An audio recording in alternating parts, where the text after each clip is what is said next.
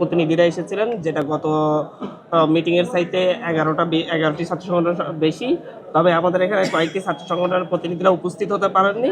তারা জানিয়েছেন যে তাদের জগন্নাথ বিশ্ববিদ্যালয়ে সকল ছাত্র সংগঠন নিয়ে একটা আলাদা প্রোগ্রাম থাকার কারণে তারা সেখানে গিয়েছেন।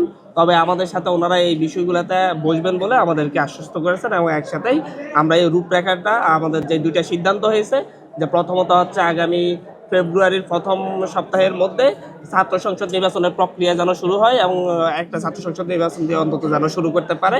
আর দ্বিতীয় যেই সিদ্ধান্তটা হয়েছে, সকল ছাত্র সংগঠন মিলে আমরা ছাত্র সংসদ নির্বাচনের ক্ষেত্রে সকলে কাজ শুরু করব, প্রশাসনেরকে জানাবো যে আমরা সকলে চাই আগামী ফেব্রুয়ারির প্রথম সপ্তাহের মধ্যে ছাত্র সংগঠন নির্বাচন শুরু করার জন্য। আর দ্বিতীয়ত যে সিদ্ধান্তটা হয়েছে, জানানো হয়েছে যে আপনাদেরকে, আমাদের সেকেন্ড সিদ্ধান্তটা হচ্ছে যে আগামী 20 তারিখের মধ্যে প্রতিটি ছাত্র সংগঠন আর সকলে এক জায়গায় ঐক্যমত যে এতদিন যে ছাত্র রাজনীতি চলে আসছে, সেই ছাত্র রাজনীতি দূষিত, সেই ছাত্র রাজনীতিতে অনেক ভুল ত্রুটি আছে, সেটা ছাত্রদের জন্য অনেক ক্ষেত্রে ছাত্র রাজনীতি হয়নি। সকলে এই জায়গায় ঐক্যমত পোষণ করে সকলের নতুন একটি রূপরেখা তৈরির জন্য একমত হয়েছে।